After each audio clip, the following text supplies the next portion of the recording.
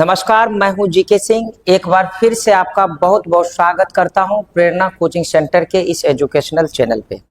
बच्चों, आज हम लोग इस वीडियो के माध्यम से आपका 12 बायोलॉजी का दूसरा अध्याय, जिसका नाम है पुष्पी पादपों में लैंगिक प्रजनन, यानी अंग्रेजी में इसको बोलते हैं sexual reproduction in flowering plant का आज हम लोग ऑब्जेक्टिव डिस्कशन का पार्ट 2 वीडियो लेकर आए हैं, जिसमें हम लोग अध्ययन करेंगे 51 से लेकर के 100 ऑब्जेक्टिव प्रश्नों का ऑब्जेक्टिव डिस्कशन। मैं आपको जानकारी के लिए बता दूं कि इससे पूर्व मैंने पार्ट 1 इसका वीडियो बनाया है, इसमें 1 से लेकर के 50 तक ऑब्जेक्टिव डिस्कशन किया है। तो जो बच्चे इससे पहले वाला वीडियो नहीं देखे हैं तो निश्चित रूप से यूट्यूब के प्लेलिस्ट में जा करके आप इसका पार्ट 1 वीडियो निश्चित रूप से देख लें। तो चलिए शुरू करते हैं आज का पहला और आपके दूसरे अध्याय का 51 क्वेश्चन नंबर। देखिए यहाँ पर क्वेश्चन क्या कह रहा है, और बड़ी ही शांतिपूर्वक ढंग से पढ़ना। इसमें किसी भी प्रकार का ये नहीं कि ज्यादा बोलना, कोशिश करना है कि आपको ज्यादा से ज्यादा जो तत्व है दिमाग में आवे।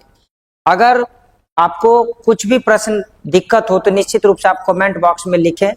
जब मैं अगला वीडियो बनाऊंगा तो निश्चित रूप से उसका मैं डिस्कशन करूंगा। बहुत सारे बच्चे पार्ट 1 वीडियो में भी हमारे कमेंट में लिखे हैं, और उम्मीद करेंगे कि वीडियो के बीच में हम निश्चित रूप से उस प्रश्नों का एक बार फिर से डिस्कशन करेंगे। तो चलिए 51 नंबर सवाल है कि कह रहा है कि निम्न में से कौन सा कीट भक्षी पौधा है। देखिए यहाँ पर कह रहा है कि कीट भक्षी। कीट भक्षी का मतलब होता है कि कुछ ऐसे पौधे होते हैं जिनके आसपास अगर कीट आ जाए या फिर उस पौधों के निकट जो है ना, जब कीट आ जाए तो वह कीट को खा जाता हो, तो ऐसे पौधे को हम लोग बोलते हैं कीट भक्षी पौधा। बहुत सारे बच्चों को आश्चर्य लग रहा होगा कि पौधा भी वेजिटेरियन और नॉन वेजिटेरियन होता है। याद रखो, पौधा भी जो है ना वेजिटेरियन और नॉन वेजिटेरियन होता है, शाकाहारी और मांसाहारी होता है। कुछ पौधे भी होते हैं जो कि क्या होता है, मांसाहारी होता है। अगर उसके संपर्क में कोई कीट आवे तो निश्चित रूप से वह कीट का भक्षण कर लेता है। तो क्वेश्चन कह रहा है कि निम्न में से कौन सा कीट भक्षी पौधा है। तो यहाँ पर ऑप्शन नंबर जो बी दिख रहा है, नेम्पेंथिस, ये क्या है, कीट भक्षी पौधा। ये क्या है, हमारा कीट भक्षी पौधा है। अब मैं आपको पिक्चर भी दिखा देता हूँ कि किस प्रकार से कीट भक्षी पौधा होता है। यहाँ आपको देख लीजिए, स्क्रीन पर एक पिक्चर है, इसमें आप यहाँ पर देख सकते हैं कि यहाँ पर इसका क्या है कि मुख जो है ये खुला हुआ है, दोनों तरफ से आप देख लेंगे।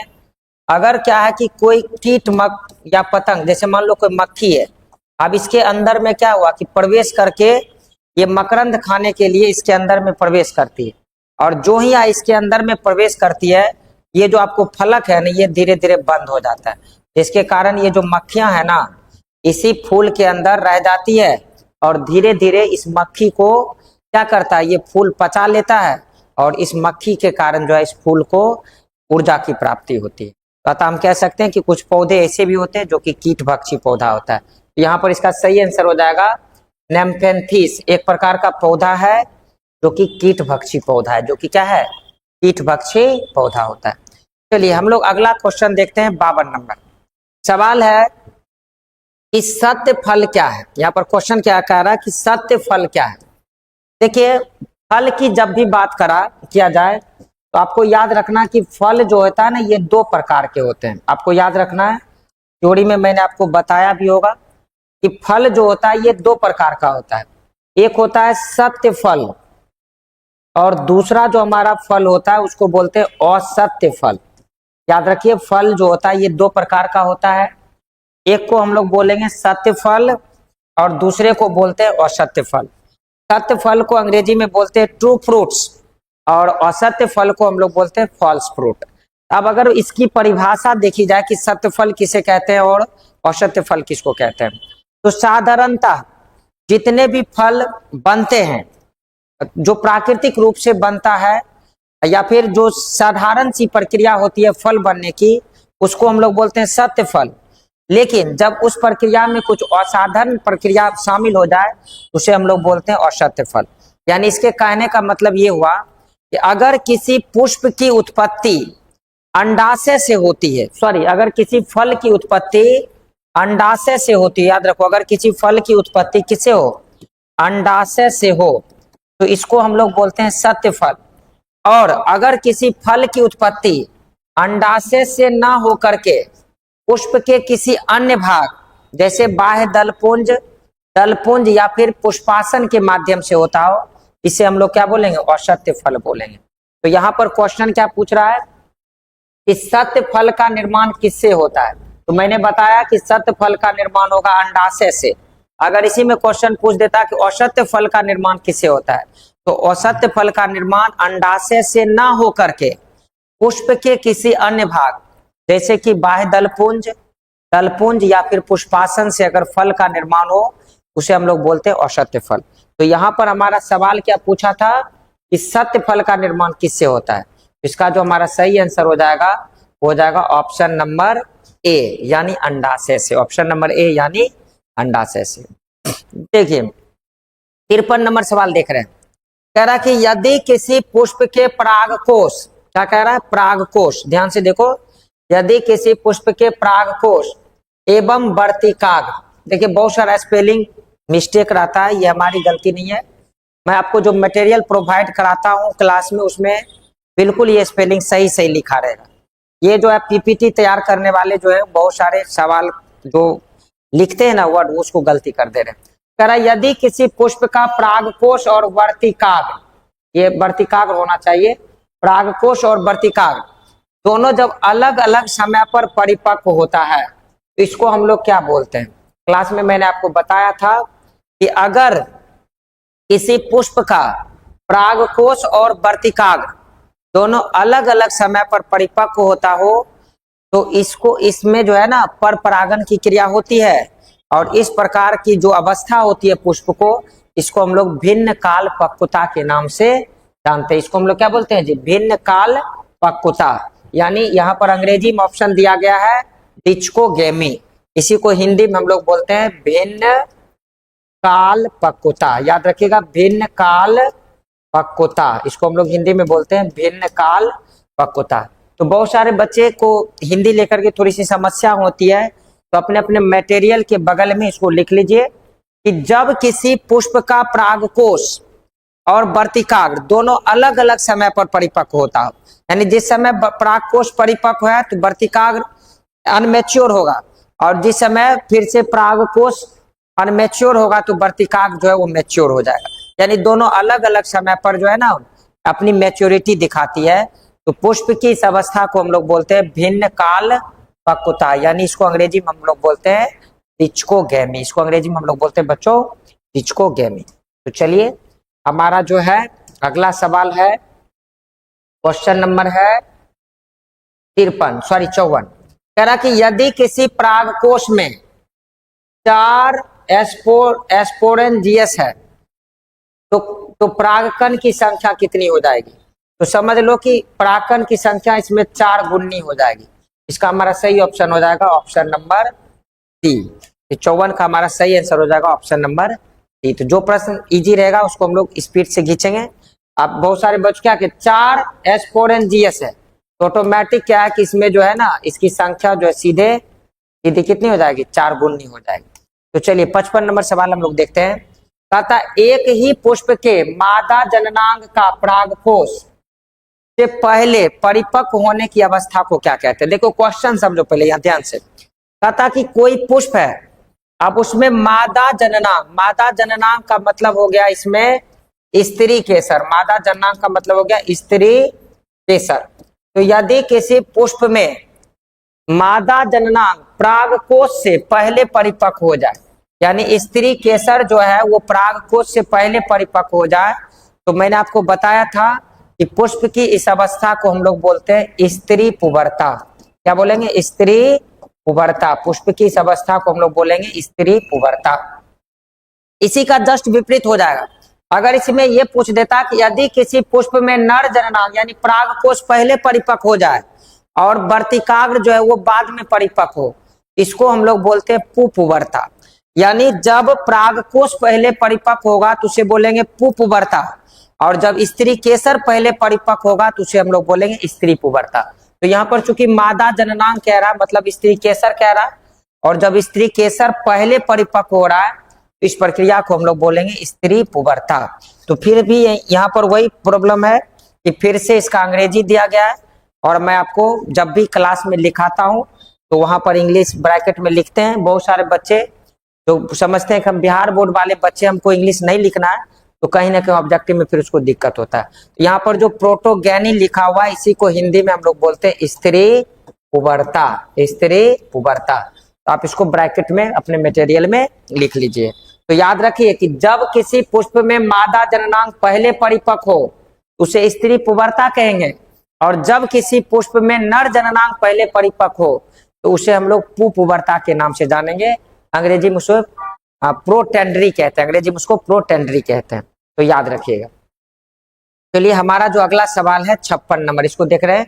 कह रहा किसी पर परागन, पर परागन का मतलब जब भी बोले तो समझ सकते हैं कि एक पुष्प का परागकोश का परागकण उससे निकलकर विभिन्न माध्यमों से किसी दूसरे पुष्प के वर्तिकाग्र तक पहुंचे तो इस क्रिया को हम लोग बोलते हैं पर परागन। इस क्रिया को हम लोग क्या बोलेंगे?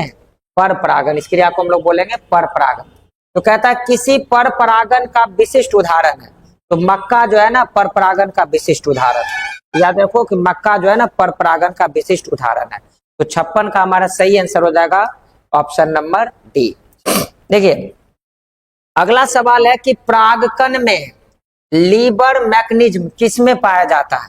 तो देखो परागकण में जो लीवर मैकेनिज्म है वो सालिबिया में पाया जाता है।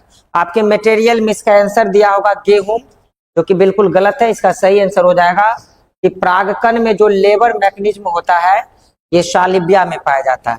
तो याद रखिएगा 57 का जो हमारा सही आंसर होगा वो ऑप्शन नंबर डी होगा। आप अपने मटेरियल में इस प्रश्न का आंसर को सही कर लें। अगला सवाल है कि परागकण सभी पुष्प अंग को उकसाता है, यानी जो पुष्प का जो है सभी पुष्प को उकसाने वाला, यानी कोई जो पुष्प खिल रहा है उसको उकसाने का काम कौन करता है पुष्प में?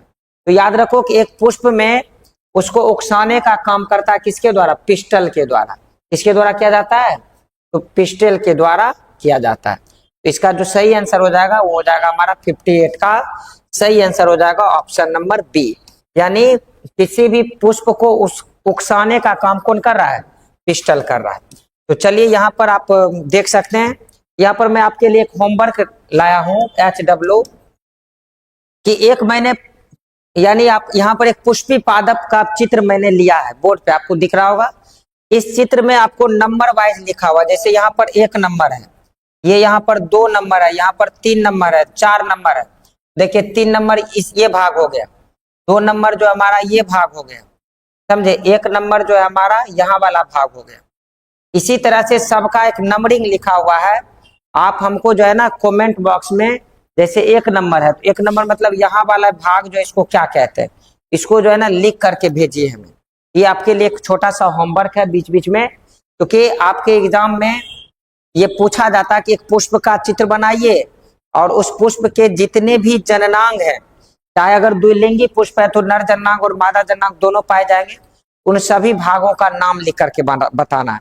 तो थ्योरी में मैंने एक पुष्प बताया है, तो इस पुष्प में किन किन कौन कौन से अंग हैं, इन सभी अंग को आप हमें कमेंट बॉक्स में लिख करके बताइए। तो चलिए हम लोग अगले प्रश्न की ओर बढ़ते हैं।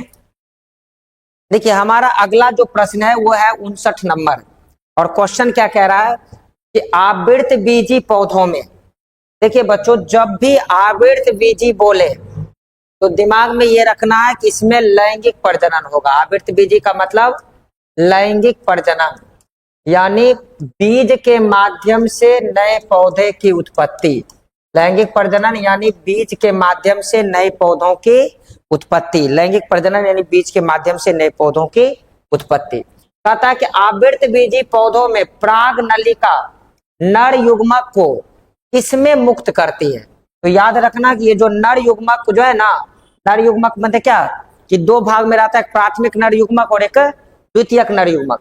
तो इसको किसमें जो है ना मुक्त करती है? तो ये सहायक कोशिका में इसको मुक्त करती है। याद रखिएगा कि आवृत बीजी पौधों में जो पराग नलिका होता है ना, ये नर युग्मक को कहाँ मुक्त करती है? तो याद रखिएगा ये जो है ना सहायक कोशिका में इसको मुक्त करती है। तो हमारा 59 का जो सही आंसर हो जाएगा वो हो जाएगा बच्चों ऑप्शन नंबर डी। तो 59 का हमारा जो सही आंसर हो जाएगा हो जाएगा ऑप्शन नंबर डी। देखिए 60 नंबर सवाल कहता है फूल के भीतर एक लिंगता के पाए जाने से किस बात की रुकावटें पहुंचती है? यानी क्वेश्चन को एक बार फिर से देख लीजिए, थोड़ा सा क्वेश्चन बड़ा है। कहता कि फूल के भीतर एक लिंगता के पाए जाने से किस बात को रुकावटें पहुंचती है? यानी इसका कहने का मतलब है अगर कोई फूल एक लिंगी है उसमें क्या चीज का रुकावट होगा? तो उसमें याद रखिएगा रुकावट क्या होगा, उसमें संयुग्मन तो होगा, लेकिन ध्यान रखना कि वह स्वजात पुष्पी परागन इसमें नहीं होगा। अगर कोई पुष्प एक लिंगी है तो याद रखिएगा उसमें संयुग्मन तो होगा, लेकिन उससे स्वजात पुष्पी परागन उसमें नहीं होगा। तो हमारा सीधा सीधी जो है 60 का सही आंसर हो जाएगा ऑप्शन नंबर ए। यानी पहले में ही हमारा आंसर मिल गया, इसीलिए आगे 4 प्रश्नों का हम लोग ऑप्शन का डिस्कशन करना ही नहीं है। तो याद रखो कि जिस फूल के भीतर एक लिंगता पाया जाएगा, मतलब नर जननांग और मादा जननांग में से कोई एक ही जननांग पाया जाएगा, तो उस स्थिति में आपको याद रखना कि उसमें संयुग्मन तो होगा, लेकिन उसमें स्वजात पुष्पी परागन की क्रिया नहीं होगी। तो 60 का हमारा सही आंसर हो जाएगा ऑप्शन नंबर डी। चलिए 61 नंबर हम लोग सवाल देख ले रहे हैं। 61 नंबर सवाल कह रहा है कि स्वपरागन, देखिए क्वेश्चन क्या कह रहा है कि स्वपरागन के लिए एक पुष्प को होना चाहिए।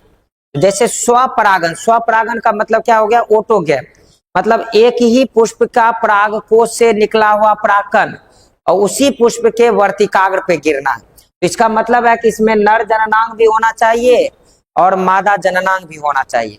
इसका मतलब ये हो गया कि अगर किसी भी पौधे में स्वपरागन होगा, इसमें नर जननांग और मादा जननांग दोनों एक ही पुष्प में होना चाहिए।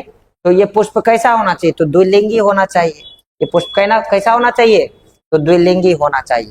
तो 61 का हमारा जो सही आंसर हो जाएगा ऑप्शन नंबर डी। चूंकि जब द्विलिंगी होगा तो क्या होगा, एक पुष्प के परागकोश से परागकण निकला और उसी पुष्प के वर्तिकाग्र पे जाकर के गिर जाएगा, तो इस प्रक्रिया को हम लोग क्या बोलेंगे? द्विलिंगी बोलेंगे। इस प्रक्रिया को हम लोग क्या बोलेंगे? द्विलिंगी बोलेंगे। चलिए हमारा जो अगला सवाल है उसको हम लोग देख लेते हैं। 62 नंबर सवाल है। 62 नंबर सवाल है कि परागकोश क्या दर्शाता है? देखिए परागकोश क्या दर्शाता है, यानी यहाँ पर जो परागकोश लिखा हुआ है, परागकोश का मतलब क्या हो गया कि नर जननांग। परागकोश का मतलब क्या हो गया? नर जननांग। क्योंकि पौधे में क्या है? परागकोश का मतलब नर जननांग। तो यह किसको दर्शाएगा? तो याद रखिएगा नर एस्पोरोफिल को दर्शाएगा। ये किसको दर्शाएगा? नर एस्पोरोफिल को दर्शाएगा। तो 62 का हमारा जो सही आंसर हो जाएगा ऑप्शन नंबर सी। 62 का सही आंसर हो जाएगा ऑप्शन नंबर सी। कह रहा कि विकासशील परागकण को पोषण किससे मिलता है? यानी एक जो विकासशील परागकण है, मतलब लघु बीजाणु धानी के अंदर जब परागकण विकसित हो रहा होता है, मतलब उसका विकास हो रहा होता है, उसको मैच्योरिटी मिल रही होती है, उसके चारों ओर भित्ति का निर्माण हो रहा होता है, तो इसको पोषण देने का काम कौन करता है? तो आपको मैंने बताया था इसको पोषण देने का काम करता है टेपिटम। क्योंकि टेपिटम का काम है कि लघु बीजाणु को परागकण में कन्वर्ट करना, लघु बीजाणु को परागकण में कन्वर्ट करना। तो 63 का हमारा जो सही आंसर हो जाएगा ऑप्शन नंबर ए। 63 का हमारा सही आंसर हो जाएगा ऑप्शन नंबर ए। हमारा अगला सवाल है कि परागकण के साथ पराग नलिका प्रदर्शित करता है। यानी परागकण के साथ जो हमारा पराग नलिका है ये किसको प्रदर्शित करता है? तो ये प्रदर्शित करता है नर एस्पोरोफाइट्स को। चूंकि परागकण क्या है? एक नर युग्मक है, तो ये किसको दर्शाएगा जी? नर एस्पोरोफाइट्स को। किसको दर्शाएगा? नर एस्पोरोफाइट्स को। इसको ऐसे समझ सकते हैं क्योंकि परागकण हमारा क्या है? नर युग्मक है, या किसको प्रदर्शित करेगा? तो नर एस्पोरोफाइट्स को ये क्या करेगा? प्रदर्शित करेगा। चलिए हमारा 65 नंबर सवाल है। कहता कि मादा पुष्प, यहाँ पर ये स्पेलिंग गलत लिखा हुआ, पुष्प होगा। मादा पुष्प का निम्नलिखित में से कौन सा भाग है? ये तो सबसे इजी सवाल है कि मादा पुष्प निम्नलिखित में से कौन सा भाग है। आप सबको पता है कि पुष्प में दो जननांग होते हैं, एक नर जननांग होते हैं, एक मादा जननांग होते हैं। पुष्प के कितने भाग? मुख्य रूप से दो भाग, एक नर जननांग और दूसरा होता है मादा जननांग। एक नर जननांग होता है और दूसरा होता है मादा जननांग। तो नर जननांग को आपको पता है क्या कहते हैं? तो नर जननांग को हम लोग पुमंग कहते हैं और मादा जननांग को हम लोग जयांग कहते हैं। मादा जननांग को हम लोग क्या बोलते हैं? जयांग कहते हैं। तो यहाँ पर क्वेश्चन क्या पूछ रहा है कि मादा पुष्प का निम्नलिखित में से कौन सा भाग है? तो इसका हमारा सही आंसर हो जाएगा ऑप्शन नंबर ए यानी जयांग। ऑप्शन नंबर ए यानी जयांग। तो 65 का हमारा जो सही आंसर हो जाएगा ऑप्शन नंबर ए। 65 का सही आंसर हो जाएगा ऑप्शन नंबर ए। 66 नंबर सवाल है। 66 नंबर क्वेश्चन को हम लोग एक बार देख लेते हैं। हेलो तो हेलो हेलो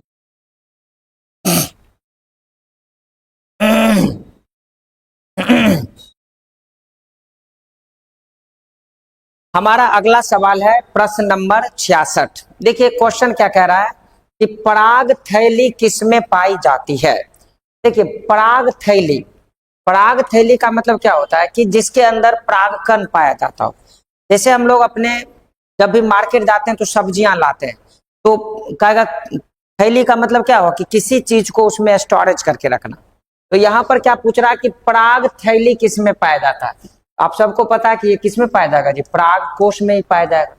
तो हमारा जो सही आंसर हो जाएगा वो हो जाएगा ऑप्शन नंबर ए। तो 66 का हमारा सही आंसर हो जाएगा ऑप्शन नंबर ए। क्वेश्चन क्या कह रहा था कि पराग थैली किसमें पाया जाता है? तो पराग थैली बच्चों याद रखिएगा पराग कोश में पाया जाता है। अगला सवाल हमारा है कि किसने सिद्ध किया कि कोशिका टोटी पेटेंट होता है? तो ये एक वैज्ञानिक का नाम है। उस वैज्ञानिक ने सिद्ध किया था कि क्या सिद्ध किया था कि कोशिका जो होता है ये टोटी पेटेंट होता है। कोशिका क्या होता है? टोटी पेटेंट होता है। तो इसको सिद्ध करने वाले जो वैज्ञानिक थे इसका नाम है स्टीवार्ट।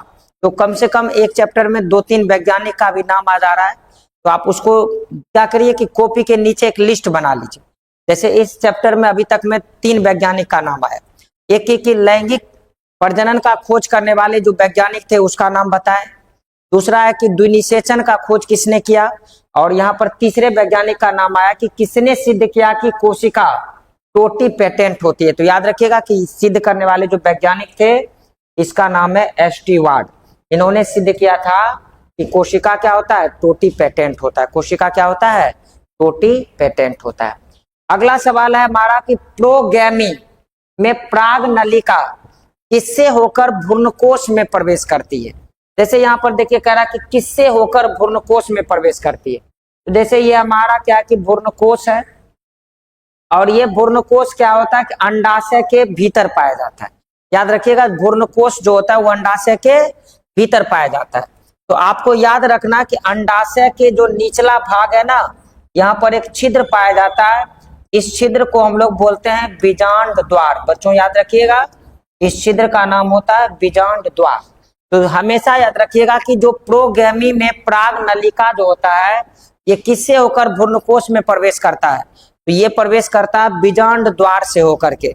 इसी बीजांड द्वार को अंग्रेजी में हम लोग बोलते हैं माइक्रोफाइल। इस माइक्रोफाइल को हिंदी में हम लोग बोलेंगे बीजांड द्वार। याद रखिएगा क्या कहेंगे? बीजांड द्वार। समझे? क्योंकि भ्रूणकोश क्या कुल मिलाकर के 2 भाग होता है। एक भाग को बोलते हैं बीजांड द्वार और इसके जस्ट विपरीत वाला जो ऊपर वाला भाग होता है उसको बोलते हैं निभाग।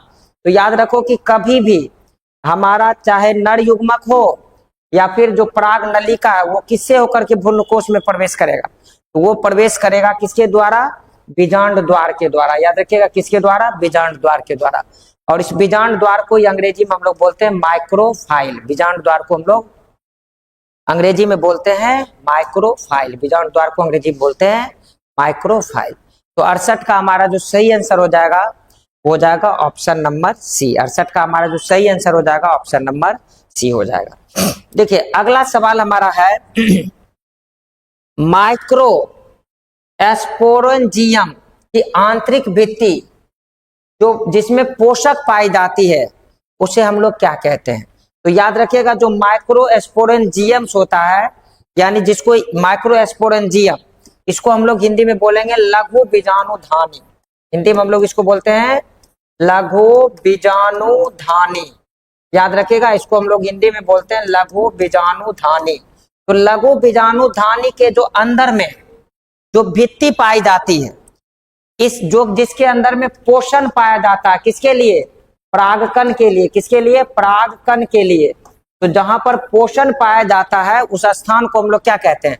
उस स्थान को हम लोग बोलते हैं टेपिटम।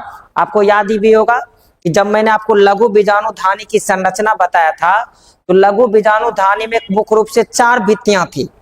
तो इसका सबसे बाहरी भित्ति था, उसको हम लोग इपिडर्मिस कहते थे। दूसरी जो भित्ति थी उसको हम लोग इंडोथीसियम कहते थे। तीसरी भित्ति को हम लोग मिडिल लेयर कहते थे।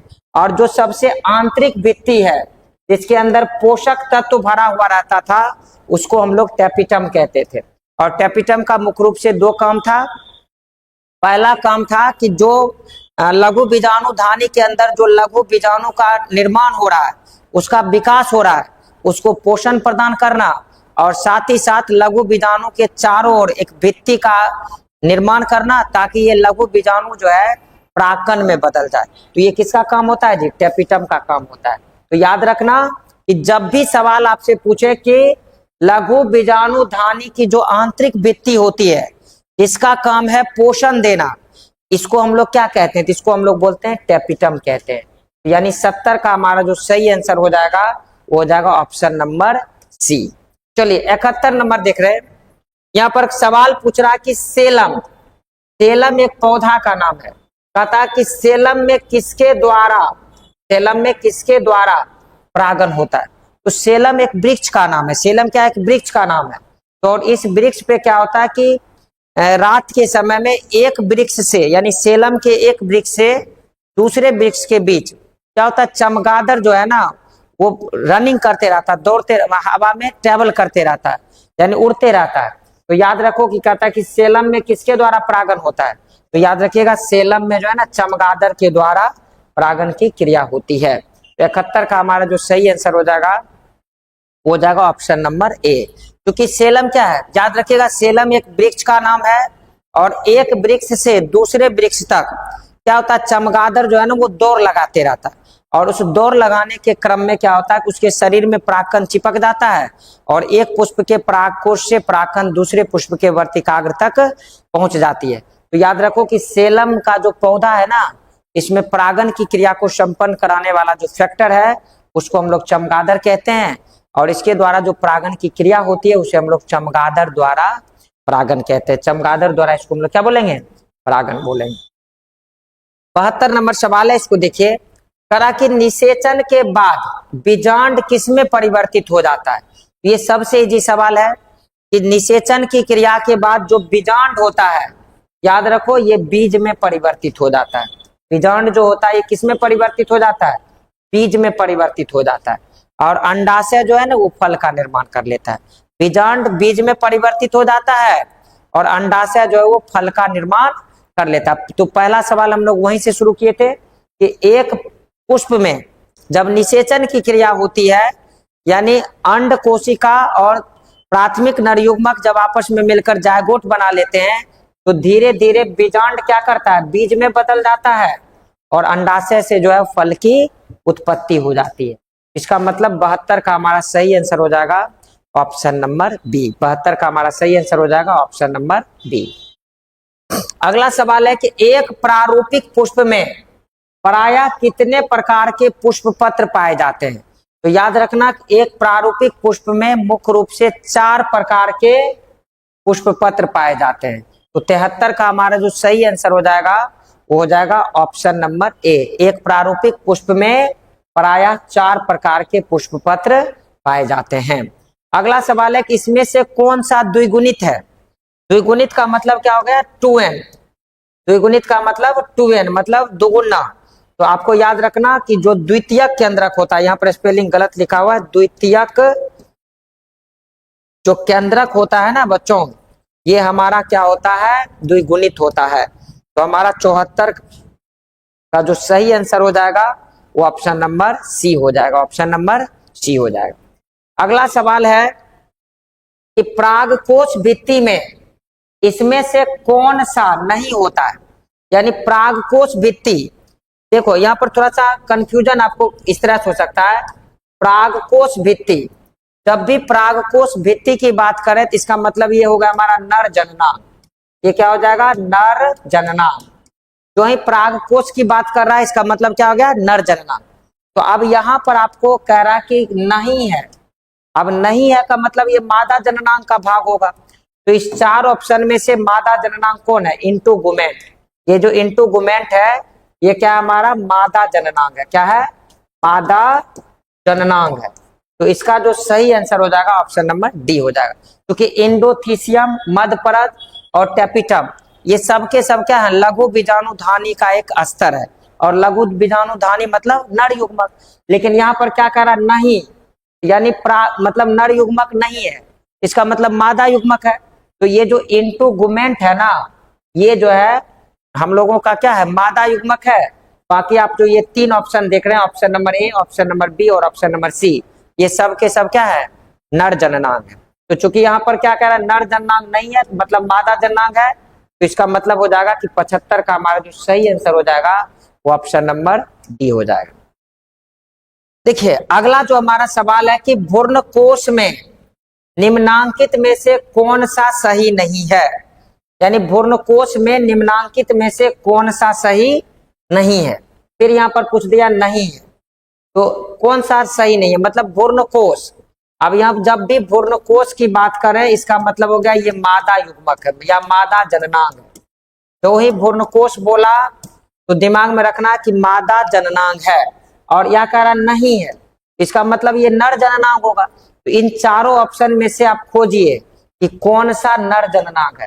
तो इन चारों ऑप्शन में से जो यहाँ पर गुरु बीजाणु कोशिका है वो क्या है, कि क्या करा कि भ्रूण कोश नहीं है, मतलब ये नर, ये जो गुरु बीजाणु जनन कोशिका है ये हमारा क्या है, नर जननांग है। ये हमारा क्या है, नर जननांग। चूंकि इसमें कह रहा कि भ्रूण कोश में नहीं है तो मतलब इसमें मादा जननांग नहीं है। मादा जननांग जब नहीं है इसका मतलब नर जननांग है। तो यहाँ पर जो हमारा गुरु बीजाणु जनन कोशिका है ये हमारा क्या है, नर जननांग है। तो चूंकि निगेटिव का मतलब हो गया कि इसका जस्ट उल्टा, तो जब भी नहीं लगे तो मतलब क्या, इसका जस्ट उल्टा। तो यानी यहाँ पर अगर भ्रूण कोश का जस्ट उल्टा यानी मादा जननांग का जस्ट उल्टा क्या हो जाएगा, नर जननांग हो जाएगा। तो ऑप्शन नंबर हमारा जो सी है वो हमारा क्या है, नर जननांग है। तो हमारा 76 का जो सही आंसर हो जाएगा वो ऑप्शन नंबर सी हो जाएगा। 76 का जो हमारा सही आंसर हो जाएगा ऑप्शन नंबर सी हो जाएगा। चलिए अगला सवाल है कि सामान्यतः कैप्सेलों में भ्रूणपोष होता है। देखो कहता है कि जो भी भ्रूणपोष हो, याद रखिए जितना भी भ्रूणपोष है मैंने आपको बताया ये त्रिगुणित होता है। भ्रूणपोष क्या होता है, त्रिगुणित होता है, यानी 3n होता है।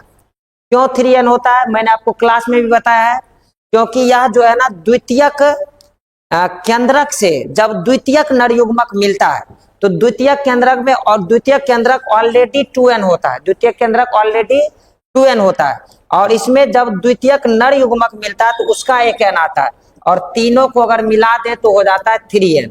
तो याद रखिएगा हमेशा जो भ्रूणपोष होगा वो त्रिगुणित होता है।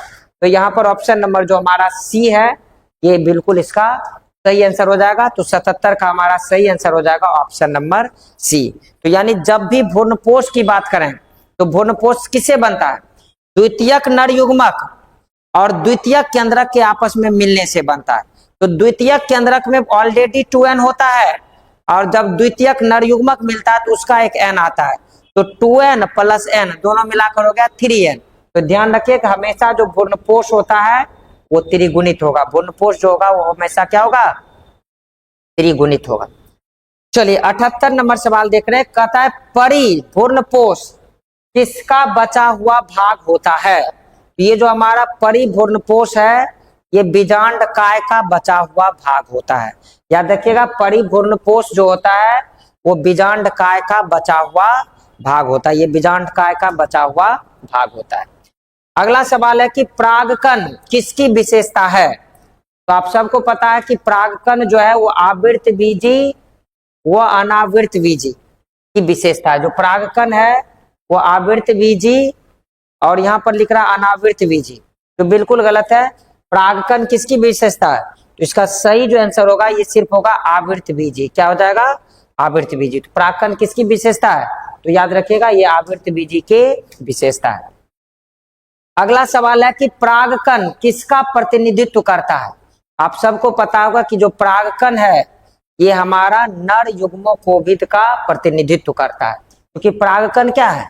परागकण एक प्रकार का नर युग्मोकोभिद है जिससे प्राथमिक नर युग्मक और द्वितीयक नर युग्मक की उत्पत्ति होती है।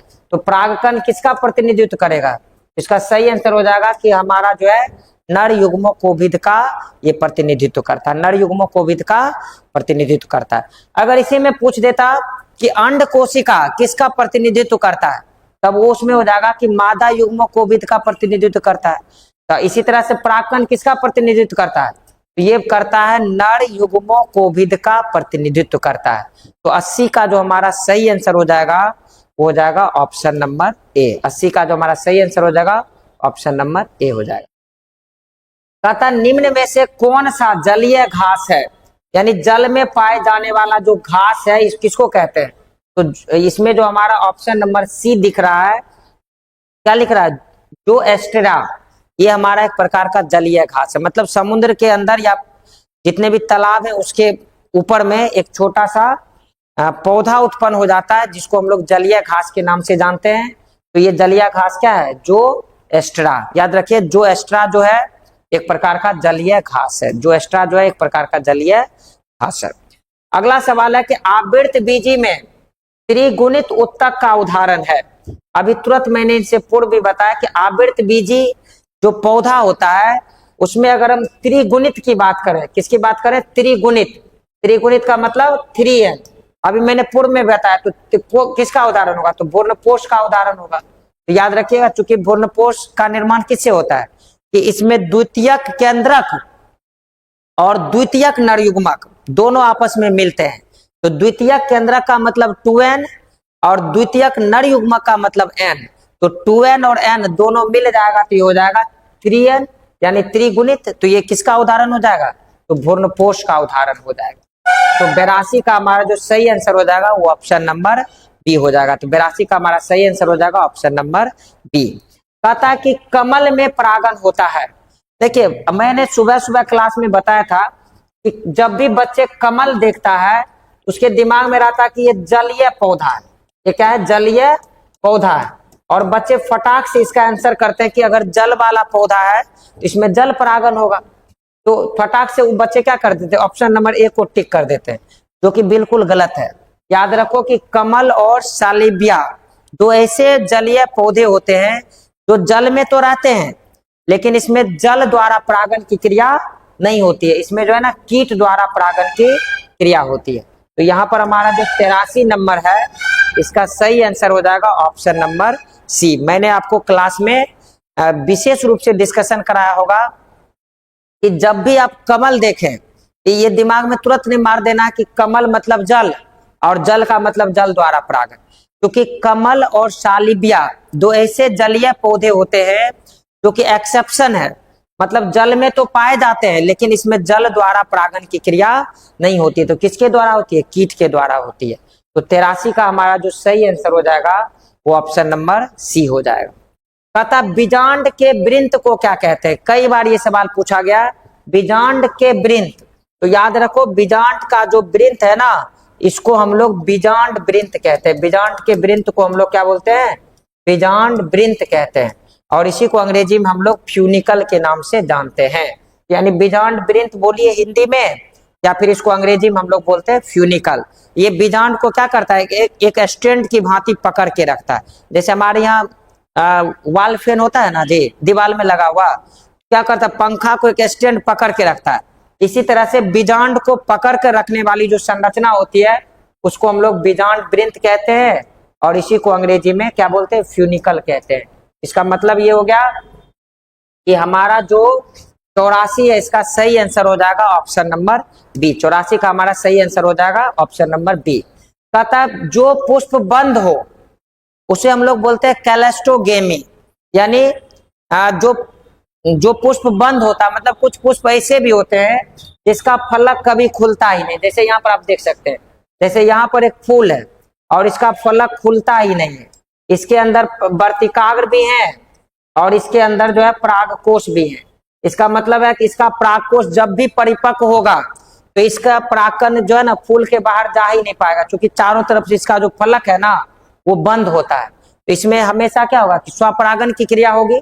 इस प्रकार के फूल को हम लोग कैलेस्टोगेमी के नाम से जानते हैं। यहाँ पर कहीं पर वो ऑप्शन दिख नहीं रहा, इसीलिए इसका जो आंसर हो जाएगा वो ऑप्शन नंबर डी हो जाएगा, यानी इसमें से कोई नहीं।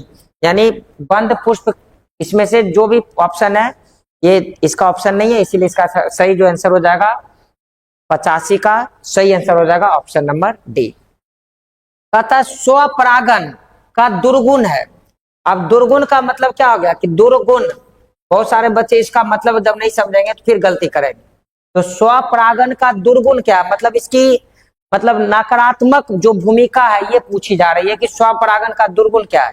तो स्वपरागन का दुर्गुण क्या हो सकता है, तो ये क्वेश्चन ही हमको लगता है कहीं ना कहीं गलत है। स्वपरागन का दुर्गुण ये होगा, या दुर्गुण नहीं, यहाँ पर सिर्फ और सिर्फ गुण लिखना चाहिए। स्वपरागन का गुण क्या होगा, तो जब स्वपरागन का जो गुण होगा वो ये होना चाहिए कि वह द्विलिंगी होना चाहिए। क्या होना चाहिए, द्विलिंगी होना चाहिए। तो यहाँ पर ऑप्शन अगर डी दिया गया है मतलब एक लिंगी है, ये गलत हो जाएगा।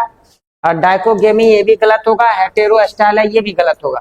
यानी ऑप्शन नंबर यहाँ पर डी अगर सही है, इसका क्वेश्चन में थोड़ा सा सुधार करना होगा कि स्वपरागन का गुण है, स्वपरागन का गुण ये होना चाहिए कि ये द्विलिंगी होना चाहिए। अगर तीनों ऑप्शन में ये नहीं दिया गया है, इसका मतलब ऑप्शन नंबर डी जो है ये बिल्कुल सही हो जाएगा। तो याद रखिएगा, क्वेश्चन को थोड़ा सा आप सही कर लीजिए। अगला सवाल है कि पराग किससे भरपूर होते हैं, यानी पराग कण जो होता है उसमें प्रचुर मात्रा में क्या पाया जाता है। मैंने आपको बताया भी होगा क्लास में थ्योरी के दौरान कि बहुत सारे ऐसे देश हैं जहां पर परागकण का उपयोग जो है ना खाद्य सामग्री के रूप में तैयार किया जाता है। कई ऐसे देश हैं जहां पर एनर्जी के रूप में, ऊर्जा के रूप में जो है ना परागकण का उपयोग किया जाता है। क्योंकि परागकण के अंदर जो है ना आपको विटामिन, प्रोटीन और विभिन्न प्रकार के जो पोषक तत्व हैं वो प्रचुर मात्रा में उपलब्ध होते हैं। जैसे बहुत सारे खिलाड़ी और रेस में दौड़ने वाले जो घोड़ा होता है उसको भी जो है ना क्या करता है कि पराग से बने हुए टैबलेट को खिलाया जाता है, क्योंकि उसकी जो कार्य क्षमता होती है वो एकाएक काफी अधिक बढ़ जाती है। तो क्वेश्चन क्या कह रहा है कि पराग किससे भरपूर होता है, विटामिन से भी भरपूर होता है। अगर विटामिन में भी पूछ ले कौन सा विटामिन, तो याद रखिएगा विटामिन बी। प्रोटीन भी इसमें पाया जाता है और विभिन्न प्रकार के इसमें पोषक तत्व भी पाए जाते हैं। इसका मतलब हो जाएगा उपर्युक्त में जो तीनों दिया गया है वो सबके सब सही हैं। इसका मतलब इसका जो हमारा सही आंसर हो जाएगा वो ऑप्शन नंबर डी हो जाएगा। याद रखिएगा ऑप्शन नंबर डी।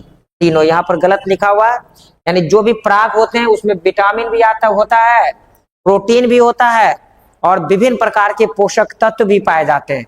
इसका मतलब ऊपर में जो तीनों दिया गया है ये सब के सब पराग में पाए जाते हैं। तो इसका सही आंसर हो जाएगा ऑप्शन नंबर डी। तो 87 का हमारा सही आंसर हो जाएगा ऑप्शन नंबर डी। याद रखिएगा 87 का सही आंसर हो जाएगा ऑप्शन नंबर डी। अगला सवाल है कि स्त्री केसर का भाग निम्न में से कौन सा है।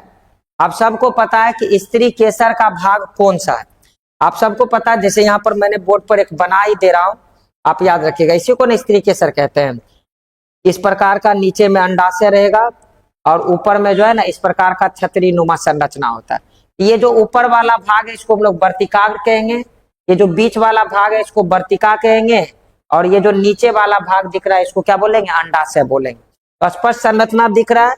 तो कह रहा है स्त्री केसर का भाग कौन सा है, मतलब वर्तिकाग्र भी है, वर्तिका भी है और अंडाशय भी है। तो इसका भी जो हमारा सही आंसर हो जाएगा क्या हो जाएगा, तीनों। तो 88 का जो सही आंसर हो जाएगा ऑप्शन नंबर डी हो जाएगा। 88 का सही आंसर हो जाएगा ऑप्शन नंबर डी।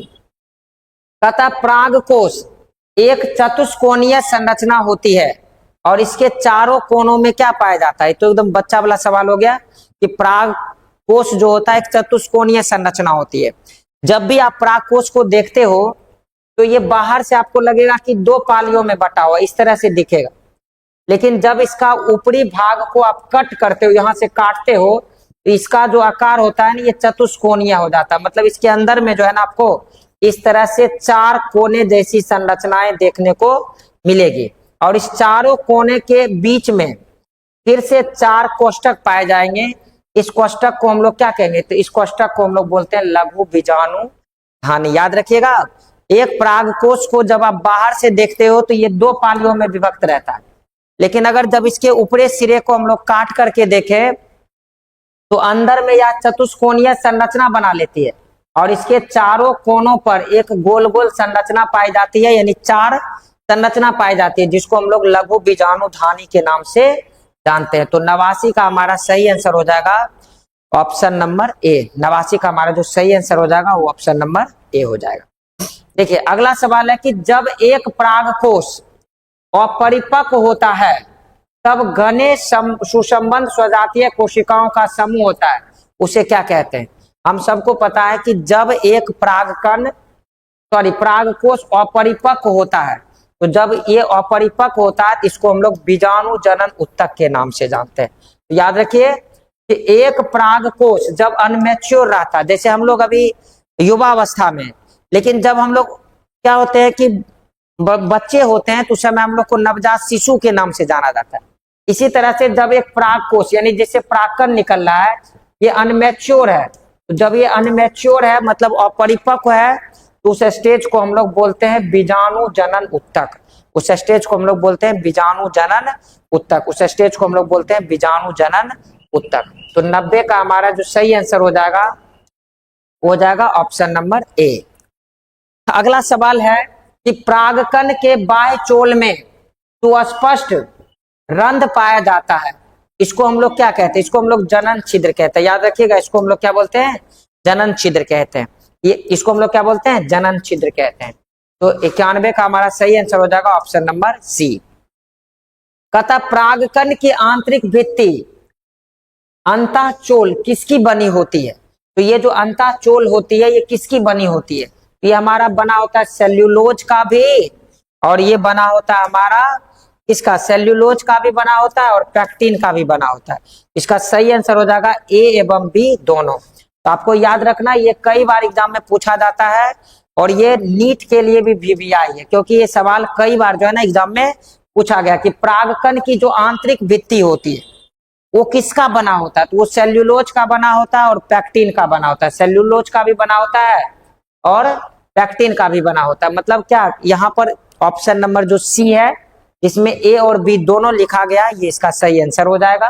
तो 92 का हमारा सही आंसर हो जाएगा ऑप्शन नंबर सी। अगला सवाल है कि अपारा से उत्पन्न होने वाले दीर्घ बीजाणु धानी सामान्यता क्या कहलाती है? इसको हम लोग बीजांड कहते हैं। इसको हम लोग क्या बोलते हैं? बीजांड कहते हैं। तो हमारा 93 का जो सही आंसर हो जाएगा ऑप्शन नंबर सी हो जाएगा। अगला सवाल है कि यहां पर लिखा हुआ है कि एटोसोफिली नामक परागकण किसके द्वारा होता है? तो ये होता है कीड़ा द्वारा, यानी एंटेमोफिली। इसको हम लोग बोलते हैं एंटेमोफिली। यहाँ थोड़ा सा गलत लिखा हुआ, एंटेमोफिली, एंटेमोफिली होना चाहिए, स्पेलिंग गलत लिखा हुआ है। तो एंटेमोफिली का मतलब होता है कि जब एक पुष्प के परागकोश को, याद रखिए, जब एक पुष्प के परागकोश को कीड़ा के माध्यम से दूसरे पुष्प के वर्तिकाग्र तक पहुंचाया जाता हो तो परागन की इस विधि को हम लोग बोलते हैं एंटेमोफिली। क्या बोलेंगे? एंटेमोफिली, एंटेमोफिली, इसको हम लोग बोलते हैं एंटेमोफिली। तो एंटेमोफिली किसके द्वारा होता है? कीट के द्वारा होता है, कीड़ा के द्वारा होता है। तो हमारा 94 का जो सही आंसर हो जाएगा वो हो जाएगा ऑप्शन नंबर डी। 95 का था एमिनियोफिली। आपको मैंने सुबह सुबह ही बताया था कि ऐसा नहीं कि जैसे हवा द्वारा परागन हो रहा तो उसे हम लोग एयर पॉलिनेशन कहेंगे। जितने भी परागन होते हैं उसका एक खास नाम होता है। यहाँ पर लिखा हुआ एमिनियोफिली। एमिनियोफिली का मतलब होता है वायु द्वारा परागन, वायु द्वारा परागन। एमिनियोफिली का मतलब होता है वायु द्वारा परागन। तो कहता है कि एमिनियोफिली किसके माध्यम से होगा? तो याद रखिएगा वायु के माध्यम से होगा। यानी मतलब कुछ ऐसे पुष्प होते हैं जिसमें ना तो कोई रंग होता है, ना कोई स्मेल होता है, ना ही उसमें कोई नेक्टर पाया जाता है। तो ऐसे फूलों में क्या होता है कि हवा के द्वारा परागन की क्रिया संपन्न होती है तो इस प्रकार के परागन को हम लोग एमिनियोफिली के नाम से जानते हैं। तो याद रखिएगा, जब भी एमिनियोफिली कहा जाए तो इसका मतलब ये हो गया कि हवा के द्वारा परागन, हवा के द्वारा परागन यानी वायु परागन इसका नाम होता है। तो 95 का सही आंसर हो जाएगा ऑप्शन नंबर बी। अगला सवाल है कि एमिनियोफिली नामक परागन किसके द्वारा होता है? वही सवाल फिर से रिपीट हो गया, एमिनियोफिली, तो हवा के द्वारा ये परागन होता है। अगला सवाल है कि एंटेमोफिली, फिर से रिटर्न हुआ है। एंटेमोफिली मतलब कीट, एंटेमोफिली मतलब कीट, वही आया। आपको याद रख लेना कौन कौन सा चीज हम यहाँ पर लिख दे रहे हैं। मुख्य रूप से आपको हमें कमेंट में लिख करके बताइए एग्जाम में क्या क्या पूछेगा। वायु द्वारा परागन, वायु द्वारा परागन इसको क्या कहते हैं? कमेंट में हमको लिखकर बताइए, हम HW दे रहे हैं। इसके बाद जल द्वारा परागन यानी जल द्वारा परागन, इसको हम लोग क्या कहेंगे? चमगादड़ द्वारा परागन, चमगादड़ द्वारा परागन को हम लोग क्या बोलेंगे? इसके बाद कीट द्वारा परागन, कीट द्वारा परागन को हम लोग क्या बोलेंगे? और उसके बाद घोंघा, घोंघा द्वारा जो परागन होता है इसको हम लोग क्या बोलेंगे? और एक लास्ट चिड़िया द्वारा जो परागन होता है इसको हम लोग क्या बोलेंगे? इसको हमें कमेंट बॉक्स में जल्दी से लिख करके दिखाइए। और निश्चित रूप से आप याद रखिएगा, इन सभी के द्वारा जो परागन होता है इसका एक खास नाम होता है और निश्चित रूप से एग्जाम में जो है ना इससे सवाल पूछे जाते हैं। तो याद रखिए, वायु द्वारा परागन, जल द्वारा परागन, चमगादड़ द्वारा परागन, कीट द्वारा परागन, घोंघा द्वारा परागन और चिड़िया द्वारा परागन को हम लोग क्या कहते हैं? जल्दी से जल्दी हमें कमेंट बॉक्स में लिख करके इसको सभी छात्र बताइए। फिलहाल यहाँ पर एंटेमोफिली किसको कहेंगे? कीट द्वारा परागन को हम लोग एंटेमोफिली के नाम से जानते हैं। अब अगला सवाल है कि वायु परागित पुष्प यानी वैसा फूल जो जिसमें परागन की क्रिया हवा के माध्यम से होती हो, मतलब एक पुष्प के परागकोश से निकलने वाला परागकण हवा में ट्रेवल करते हुए कई किलोमीटर की यात्रा करते हुए दूसरे पुष्प के वर्तिकाग्र तक पहुंचती हो, इसको हम लोग बोलते हैं वायु परागित पुष्प। सामान्यता होते हैं, आपको पता है ये सामान्यता कैसे होंगे? तो ये जो सामान्यता होते हैं ये सामान्यता होते हैं छोटे और रंगहीन, सामान्यता होते हैं छोटे और रंगहीन। तो याद रखिएगा, जो भी वायु परागित पुष्प होते हैं इसमें क्या होगा? ये तो प्रायः छोटा होगा, याद रखना आपको। साथ ही साथ ये रंगहीन भी होगा, मतलब इसमें किसी भी प्रकार का रंगहीन नहीं होगा। ये चिकना भी होगा और साथ ही साथ ये हल्का भी होगा, ये सभी। और इसमें जो है ना किसी भी प्रकार का सुगंध भी नहीं पाया जाएगा, यानी ये सुगंधहीन होगा। और इसमें जो है ना नेक्टर, नेक्टर मतलब होता है मकर ग्रंथियां, इसमें नहीं पाया जाता है। तो जब ये सभी चीजें नहीं पाया जाए इस प्रकार के पुष्प को हम लोग बोलते हैं वायु परागित पुष्प। तो यहाँ ऑप्शन क्या है कि एक छोटा है और दूसरा रंगहीन है। तो जब छोटा और रंगहीन दिखे तो समझ आइए क्या है? वायु परागित पुष्प है। तो हमारा 98 का सही आंसर हो जाएगा ऑप्शन नंबर डी। 99 नंबर सवाल है, कहता कि किस फल में बीज चोल खाया जाता है? तो याद रखना कि लीची का जो है ना बीज चोल खाया जाता है, लीची का जो बीज चोल खाया जाता है। अगला सवाल है कि प्रोटोप्लास्ट कल्चर का फ्यूजोनेंस क्या है? तो देखिए, ये जो प्रोटोप्लास्ट कल्चर होता है ना, इसमें क्या होता है कि जल के ऊपर मतलब छोटे छोटे पौधों की उत्पत्ति कराई जाती है। जैसे आप कजली वगैरह देख रहे हैं, तो उसकी जो उत्पत्ति कराई जाती है, इस प्रकार के कल्चर को हम लोग बोलते हैं प्रोटोप्लास्ट कल्चर। तो इस प्रोटोप्लास्ट कल्चर क्या है? तो ये एक प्रकार का टेक्नोलॉजी है जिससे कि छोटे छोटे शैवाल की उत्पत्ति कराई जाती है, जिसको हम लोग PEG के भी नाम से जानते हैं, जिसको हम लोग PEG के भी नाम से जानते हैं। तो 100 का हमारा सही आंसर हो जाएगा ऑप्शन नंबर बी। और इस प्रकार आपका जो पार्ट 2 वीडियो है वो समाप्त होता है। कृपया करके आप निश्चित रूप से इस वीडियो को अपने मित्र के बीच शेयर करें और लाइक सब्सक्राइब जरूर चैनल को करें। और मैं फिर से आपसे मिलता हूं आप नेक्स्ट यानी पार्ट 3 वीडियो में, जिसमें हम लोग अध्ययन करेंगे 101 से लेकर के 150 प्रश्नों का उत्तर। तब तक सभी व्यक्ति अपना विशेष ध्यान रखें। जय हिंद।